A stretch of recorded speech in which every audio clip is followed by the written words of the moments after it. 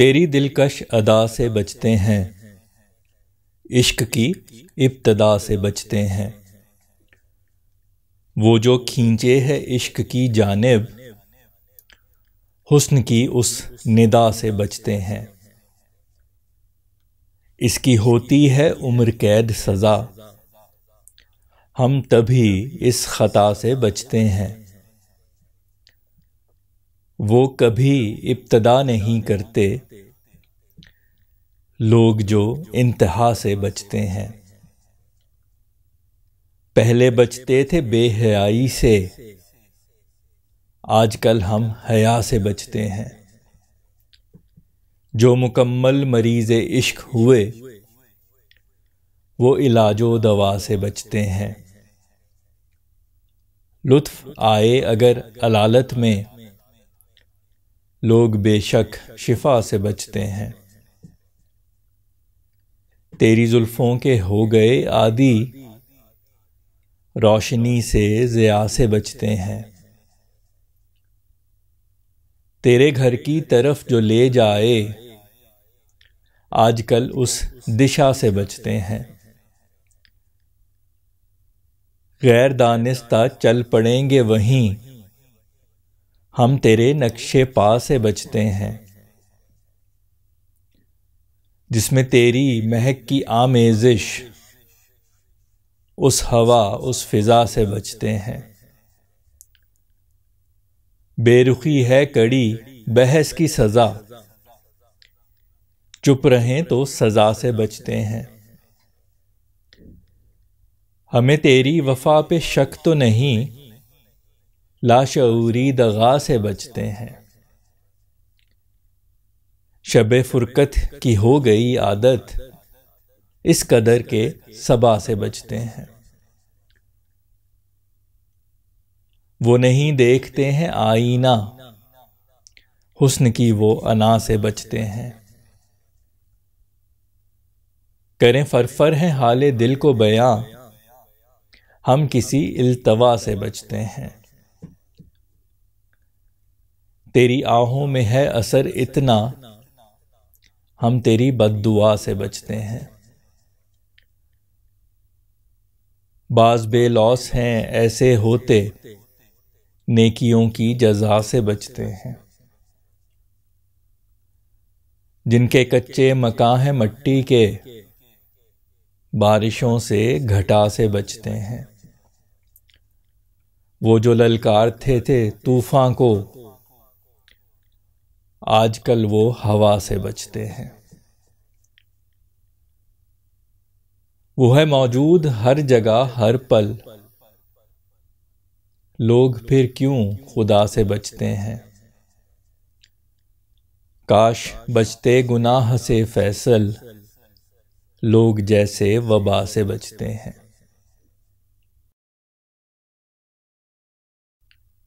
السلام علیکم، امید ہے آپ سب لوگ خیریت سے ہوں گے۔ امید کرتا ہوں آپ کو غزل پسند آئی ہوگی۔ اب اشعار کا مفہوم، در پردہ سوچ اور پس منظر بیان کروں گا۔ یہ نسبتاً طویل غزل تھی، چھوٹے بحر کی غزل تھی، لیکن اشعار کی تعداد زیادہ تھی، تو اب ان کی تفصیل اور تشریح بیان کرتا ہوں۔ جو غزل کا مطلع ہے، پہلا شعر ہے، وہ عشق سے بچنے کے متعلق ہے کہ بعض لوگ عشق سے جو ہے وہ پرہیز کرتے ہیں، بچتے ہیں۔ اس کی مختلف وجوہات ہوتی ہیں جو میں نے کچھ بیان کرنے کی کوشش بھی کی ہے۔ تو یہ 2-3 اشعار جو ہیں وہ شروع کے وہ اسی کے متعلق ہیں۔ تو پہلے شعر میں جو ہے وہ حسن سے پردے کے متعلق لکھا ہے کہ لوگ حسن سے کوشش کرتے ہیں کہ نہ دیکھیں، اس کی دلکش ادا جو ہوتی ہے حسن کی، اس سے بچیں، کیونکہ وہ جو ہے پھر عشق کی ابتدا پہ مجبور کرتی ہے۔ تو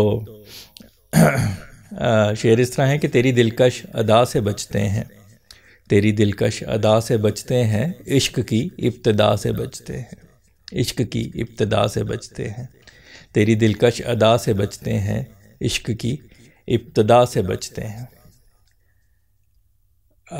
وہی جو پہلے شعر میں ذکر کیا، وہی دوسرے شعر میں بھی ہے کہ جو حسن ہے وہ ایک ایسی آواز، ایسی صدا، ایسی ندا کی طرح ہے جو انسان کو عشق کی طرف کھینچتی ہے۔ تو حسن کی اس ندا سے بچنے کی کوشش کرتے ہیں۔ تو شعر اس طرح ہے کہ وہ جو کھینچے ہے عشق کی جانب، وہ جو کھینچے ہے عشق کی جانب، حسن کی اس ندا سے بچتے ہیں، حسن کی اس ندا سے بچتے ہیں۔ وہ جو کھینچے ہے عشق کی جانب، حسن کی اس ندا سے بچتے ہیں۔ اگلا شعر جو ہے وہ اب وجہ بیان کر رہے ہیں کہ کیوں بچتے ہیں، کیونکہ عشق جو ہے ایک ایسی خطا ہے جس کی سزا عمر قید ہوتی ہے، یعنی انسان عشق میں مبتلا ہو تو تا عمر اس میں مبتلا رہتا ہے، کہ وہ ایک ایسی قید ہے جو کہ تا عمر چلتی ہے۔ تو شعر اس طرح ہے کہ اس کی ہوتی ہے عمر قید سزا، اس کی ہوتی ہے عمر قید سزا، ہم تبھی اس خطا سے بچتے ہیں، ہم تبھی اس خطا سے بچتے ہیں۔ اس کی ہوتی ہے عمر قید سزا، ہم تبھی اس خطا سے بچتے ہیں۔ اگلا شعر ایک فیکٹ کے متعلق ہے، ایک جو حقیقت ہے کہ لوگ جو انتہا سے بچتے ہیں وہ کبھی ابتدا نہیں کرتے، یعنی لوگ جو اینڈ رزلٹ کے بارے میں خوف زدہ ہوتے ہیں وہ کبھی کسی چیز کا آغاز نہیں کرتے جو اس کے منطقی انجام سے خوف زدہ ہوں۔ تو شعر اس طرح ہے کہ وہ کبھی ابتدا نہیں کرتے، وہ کبھی ابتدا نہیں کرتے لوگ جو انتہا سے بچتے ہیں، لوگ جو انتہا سے بچتے ہیں۔ تو یہ 4 شعر اس طرح تھے، اکٹھے میں پڑھ کے سنا دوں۔ ایک تیری دلکش ادا سے بچتے ہیں، عشق کی ابتدا سے بچتے ہیں، وہ جو کھینچے ہے عشق کی جانب، حسن کی اس ندا سے بچتے ہیں۔ اس کی ہوتی ہے عمر قید سزا، ہم تبھی اس خطا سے بچتے ہیں، وہ کبھی ابتدا نہیں کرتے لوگ جو انتہا سے بچتے ہیں۔ اگلا شعر جو ہے وہ آج کل کے حالات کے متعلق ہے کہ پہلے ہم لوگ جو ہے وہ بے حیائی سے بچتے تھے، آج کل لوگ حیا سے بچتے ہیں۔ تو شعر اس طرح ہے کہ پہلے بچتے تھے بے حیائی سے، پہلے بچتے تھے بے حیائی سے، آج کل ہم حیا سے بچتے ہیں، آج کل ہم حیا سے بچتے ہیں۔ پہلے بچتے تھے بے حیائی سے، آج کل ہم حیا سے بچتے ہیں۔ اگلے جو 2 اشعار ہیں وہ عشق کے مرض کے متعلق ہیں کہ ایک ایسا مرض ہے کہ جو انسان اس میں مبتلا ہو وہ علاج اور دوا سے بھاگتا ہے، کیونکہ اس کو اس مرض میں مزہ آتا ہے تو وہ کوشش کرتا ہے کہ وہ علاج اور دوا سے دور رہے، شفا سے دور رہے۔ تو شعر اس طرح ہے کہ جو مکمل مریض عشق ہوئے، جو مکمل مریض عشق ہوئے، وہ علاج و دوا سے بچتے ہیں، وہ علاج و دوا سے بچتے ہیں۔ لطف آئے اگر علالت میں، لطف آئے اگر علالت میں، لوگ بے شک شفا سے بچتے ہیں، لوگ بے شک شفا سے بچتے ہیں۔ جو مکمل مریض عشق ہوئے وہ علاج و دوا سے بچتے ہیں، لطف آئے اگر علالت میں، لوگ بے شک شفا سے بچتے ہیں۔ اگلا شعر جو ہے وہ زلفوں کی تعریف ہے کہ جس طرح کہا جاتا ہے، تشبیہ دی جاتی زلفوں کو گھنی رات سے، ایک بالکل جو کالی رات ہوتی ہے اس سے تشبیہ دیتے ہیں زلفوں کو۔ تو یہاں پہ میں نے وہی تشبیہ کا استعمال کیا اور شعر اس طرح ہے کہ تیری زلفوں کے ہو گئے عادی، تیری زلفوں کے ہو گئے عادی، روشنی سے ضیاء سے بچتے ہیں، روشنی سے ضیاء سے بچتے ہیں۔ جو لوگوں کو عادت ہو جائے اندھیرے کی تو وہ روشنی بہت تنگ کرتی ہے ان کو، جس طرح انسان بہت عرصے اگر اندھیرے میں رہے تو باہر نکلے اور روشنی میں تو پھر اس سے آنکھیں نہیں کھلتی اس کی اور وہ روشنی سے بچنے کی کوشش کرتا ہے۔ تو یہاں پہ میں نے اسی کا ذکر کیا ہے، تیری زلفوں کے ہو گئے عادی، روشنی سے ضیاء سے بچتے ہیں۔ اگلے جو 2 اشعار ہیں وہ جب انسان کسی سے ترک تعلق کر لیتا ہے، کسی کا سے محبت جو ہے اس کا رشتے کا اختتام ہو جاتا ہے، تو اس کو جب اگر وہ اس کے گھر کے قریب سے گزرے یا جہاں سے بھی اس کی یادیں وابستہ ہوں وہاں سے گزرے تو اس کو وہ یادیں تنگ کرتی ہیں، تو وہ کوشش کرتا ہے کہ اس جگہ سے نہ گزرے۔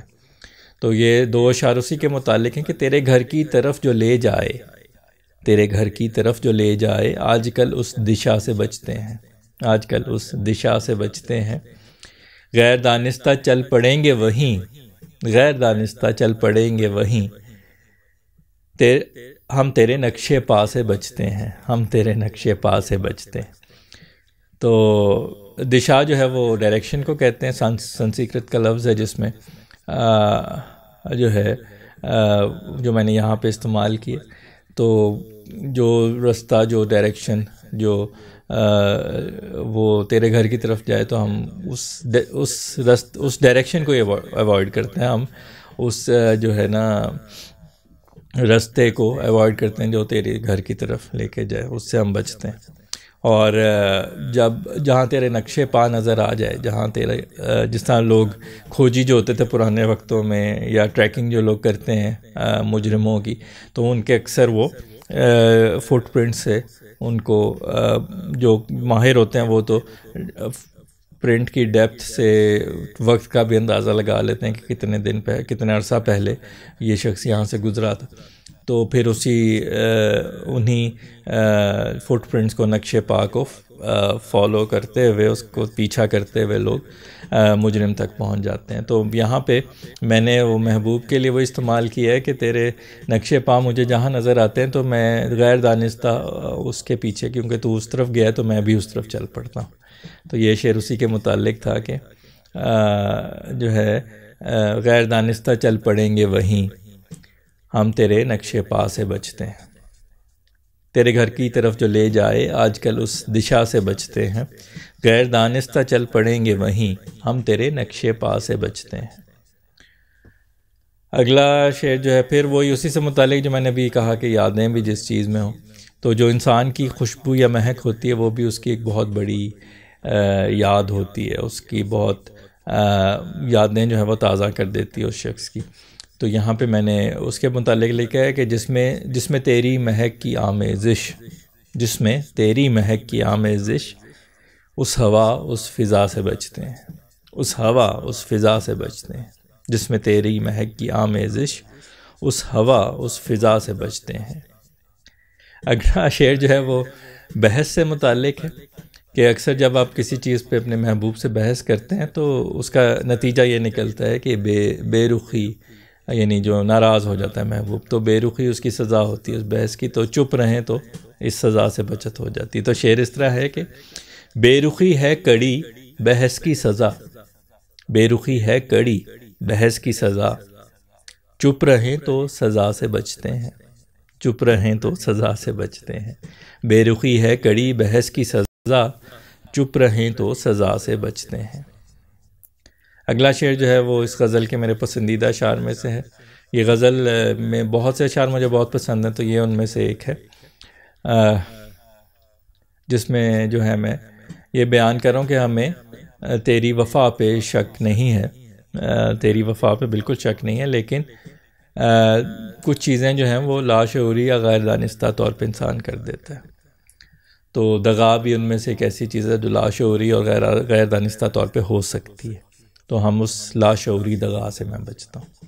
تو شعر اس طرح ہے کہ ہمیں تیری وفا پہ شک تو نہیں، ہمیں تیری وفا پہ شک تو نہیں، لاشعوری دغا سے بچتے ہیں، لاشعوری دغا سے بچتے ہیں، ہمیں تیری وفا پہ شک تو نہیں، لاشعوری دغا سے بچتے ہیں۔ اگلا شعر جو ہے وہ جب انسان کسی کو بہت زیادہ یاد کرتا ہے، اسے راتوں میں یاد کرتا ہے، شب فرقت میں یاد کرتا ہے، تو اس کی عادت ہو جاتی ہے یاد کرنے کی، وہ جو ایک درد ہوتا ہے اس کی عادت ہو جاتی ہے۔ تو جب انسان کو اس کی عادت ہو جائے تو اس کو پھر صبح جو ہے یا صبح یا سحر وہ سب اس کو اچھے نہیں لگتے۔ تو اس کے متعلق ہے کہ شب فرقت کی ہو گئی عادت، شب فرقت کی ہو گئی عادت، اس قدر کے صبا سے بچتے ہیں، اس قدر کے صبا سے بچتے ہیں، شب فرقت کی ہو گئی عادت، اس قدر کے صبا سے بچتے ہیں۔ اگلا شعر بھی پسند ہے مجھے بہت، اس میں جو آئینہ جو ہے نا وہ ایک انا کا بیج ہوتا ہے، یعنی آئینے میں جب کوئی خوبصورت شخص اپنی شبیہ دیکھتا ہے، اپنی ریفلیکشن دیکھتا ہے، تو وہ اس کو جو ہے وہ ایک اپنے اندر ایک خود پرستی اور انا جو ہے وہ جاگتی ہے۔ جب وہ اپنی خوبصورتی کو دیکھتا ہے تو اس کو اتنا پسند کرتا ہے کہ اس کی انا بڑھتی جاتی ہے۔ تو یہاں پہ میں نے ایک ایسے شخص کے بارے میں لکھا ہے کہ جو آئینہ اس لیے نہیں دیکھتا کہ وہ اپنی ہی انا سے بچتا ہے۔ تو شعر اس طرح ہے کہ وہ نہیں دیکھتے ہیں آئینہ، وہ نہیں دیکھتے ہیں آئینہ، حسن کی وہ انا سے بچتے ہیں، حسن کی وہ انا سے بچتے ہیں، وہ نہیں دیکھتے ہیں آئینہ، حسن کی وہ انا سے بچتے ہیں۔ اگلا شعر بھی مجھے پسند ہے، اس میں بہت بعض اوقات انسان اظہار محبت یا بیان حال دل کو تھوڑا سا روکتا ہے، بیان نہیں کرتا، تو اس کی وجہ سے وقت گزر جاتا ہے اور جو ہے وہ پھر وہ کبھی بھی اس کو بیان نہیں کر سکتا۔ تو یہاں پہ میں نے اس کے متعلق لکھا ہے کہ ہم جو ہے وہ فرفر حال دل بیان کرتے ہیں، کیونکہ ہم کسی قسم کا التوا جو ہے وہ اس سے بچتے ہیں، تاکہ یہ نہ ہو کہ وقت گزر جائے۔ تو شعر اس طرح ہے کہ کریں فرفر ہے حال دل کو بیاں، کریں فرفر ہے حال دل کو بیاں، ہم کسی التوا سے بچتے ہیں، ہم کسی التوا سے بچتے ہیں، کریں فرفر ہے حال دل کو بیاں، ہم کسی التوا سے بچتے ہیں۔ اگلا شعر جو ہے وہ آہوں سے متعلق ہے۔ وہ جس طرح ایک شعر ہے کہ دل سے جو بات نکلتی ہے اثر رکھتی ہے، اسی طرح جو دعا جو ہے وہ آنسوؤں اور آہوں کے ساتھ کی جائے، اس کا بہت امکان ہوتا ہے کہ وہ اللہ کے حضور اس کی قبولیت ہوگی۔ تو اس لیے جو ہے یہاں پہ میں نے یہ لکھا ہے کہ تیری آہوں میں مجھے پتہ ہے کہ بہت اثر ہے، تیری آہوں تیرے آنسوؤں میں بہت اثر ہے، تو اس لیے میں جو ہوں تیری بد دعا سے بچتا ہوں، کیونکہ تو اگر بد دعا دے گا آہوں کے ساتھ، اشکوں کے ساتھ، تو وہ اس کا بہت زیادہ امکان ہے کہ وہ قبول ہوگی۔ تو شعر اس طرح ہے کہ تیری آہوں میں ہے اثر اتنا، تیری آہوں میں ہے اثر اتنا، ہم تیری بد دعا سے بچتے ہیں، ہم تیری بد دعا سے بچتے ہیں۔ تیری آہوں میں ہے اثر اتنا، ہم تیری بد دعا سے بچتے ہیں۔ آگے جو ہے وہ اگلا شعر جو ہے وہ بے لوث لوگوں سے متعلق ہے۔ کچھ لوگ بالکل بے غرض بے لوث ہوتے ہیں، وہ جو ہے جو بھی اچھا کام کرتے ہیں، نیک کام کرتے ہیں، اس کے عوض انہیں کچھ چاہیے نہیں ہوتا۔ اور کچھ لوگ اس قدر بے لوث ہوتے ہیں کہ وہ یعنی ایک تو ہوتا ہے کسی چیز کو نہ چاہنا، لیکن پھر بھی مل جائے تو لوگ لے لیتے ہیں، لیکن کچھ ایسے لوگ بھی ہوتے ہیں جو پھر اس سے بچتے ہیں کہ کہیں ہمیں مل نہ جائے۔ تو یعنی نہ چاہنا سے اگلی جو اس سے زیادہ بڑی کیفیت ہے وہ بچنا ہے، کہ اس سے چھپتے ہیں۔ تو یہاں پہ میں نے ان لوگوں کے متعلق لکھا ہے کہ بعض بے لوث ہیں ایسے ہوتے، بعض بے لوث ہیں ایسے ہوتے، نیکیوں کی جزا سے بچتے ہیں، نیکیوں کی جزا سے بچتے ہیں۔ بعض بے لوث ہیں ایسے ہوتے، نیکیوں کی جزا سے بچتے ہیں۔ اگلا شعر بھی مجھے بہت پسند ہے کہ اس میں میں نے ان لوگوں کا ذکر کیا ہے جو جن کے مکان کچے ہوتے ہیں، مٹی کے بنے ہوتے ہیں۔ تو ایسے لوگ بارشوں سے اور گھٹاؤں سے بچتے ہیں، کوشش کرتے ہیں کہ نہ ہو بارش، کیونکہ ان کے مکان کے ٹوٹنے کا، بہہ جانے کا ڈر ہوتا ہے۔ تو یہاں پہ میں نے تشبیہاً ایسی کچھ لوگوں کی ایسی کمزوریاں ہوتی ہیں، ایسے معاملات ہوتے ہیں کہ وہ اگر سامنے آ جائیں تو وہ لوگ ان لوگوں کے لیے بہت بڑی تباہی اور بربادی کا سبب بن سکتے ہیں۔ تو وہ لوگ پھر ایسے معاملات پہ سے پردہ اٹھنے سے ڈرتے ہیں۔ تو اسی کے تشبیہاً میں نے یہاں پہ مٹی کے گھر اور بارش کا استعمال کیا۔ تو شعر اس طرح ہے کہ جن کے کچے مکان ہیں مٹی کے، جن کے کچے مکان ہیں مٹی کے، بارشوں سے گھٹا سے بچتے ہیں، بارشوں سے گھٹا سے بچتے ہیں۔ جن کے کچے مکان ہیں مٹی کے، بارشوں سے گھٹا سے بچتے ہیں۔ اگلا شعر جو ہے وہ یہ ان لوگوں سے متعلق ہے جو لوگ باتوں کے بڑے شعر ہوتے ہیں، لیکن جب مشکل وقت آتا ہے تو وہ بلی بن جاتے ہیں۔ تو اس قسم کے لوگوں سے متعلق ہے کہ وہ باتوں میں بہت جو ہے بہت کچھ کر گزرتے ہیں، لیکن جب عمل کا وقت ہو تو وہ پیچھے ہٹ جاتے ہیں۔ تو ان کے متعلق ہے کہ وہ جو للکارتے تھے طوفان کو، وہ جو للکارتے تھے طوفان کو، آج کل وہ ہوا سے بچتے ہیں، آج کل وہ ہوا سے بچتے ہیں۔ وہ جو للکارتے تھے طوفان کو، آج کل وہ ہوا سے بچتے ہیں۔ دوسرا اس کا مطلب یہ بھی نکلتا ہے کہ ایسے لوگ ہوتے ہیں بعض جو کہ پہلے بڑے نڈر ہوتے ہیں، لیکن جب ان پہ برے حالات آتے ہیں تو وہ آہستہ آہستہ جو ہے ان کا جو بے خوفی ہے وہ کم ہوتی جاتی ہے۔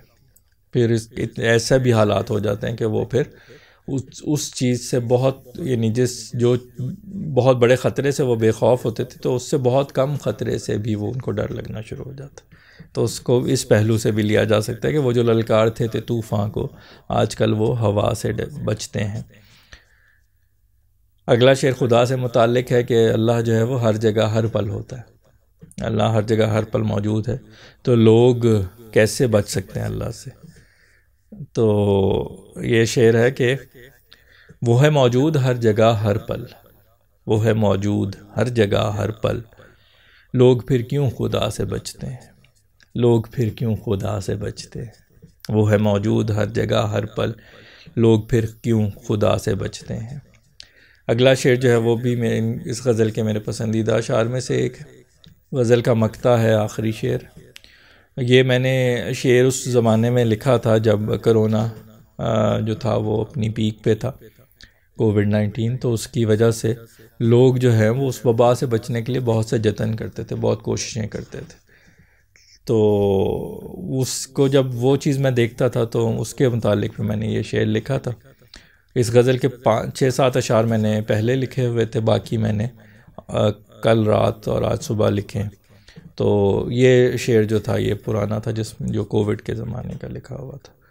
تو شعر اس طرح ہے، مقطع غزل کا ہے: کاش بچتے گناہ سے فیصل، کاش بچتے گناہ سے فیصل، لوگ جیسے وبا سے بچتے ہیں، لوگ جیسے وبا سے بچتے ہیں. کاش بچتے گناہ سے فیصل، لوگ جیسے وبا سے بچتے ہیں. تیری دلکش ادا سے بچتے ہیں، عشق کی ابتدا سے بچتے ہیں. جی تو امید ہے کہ آپ کو یہ غزل پسند آئی ہوگی، اور امید کرتا ہوں کہ آپ نے اشعار کے مفہوم سے بھی لطف لیا ہوگا. اگلی غزل تک کے لیے آپ سے اجازت چاہتا ہوں، اس دعا کے ساتھ کہ اللہ آپ کو اپنے حفظ و امان میں رکھے، شاد و آباد رکھے، خوش و خرم رکھے، بیماریوں، پریشانیوں اور آزمائشوں سے محفوظ رکھے. اپنا بہت خیال رکھیے، خوش رہیے، خوشیاں بانٹیے. انشاءاللہ اگلی غزل کے ساتھ آپ سے دوبارہ ملاقات ہوگی. تب تک کے لیے اللہ حافظ.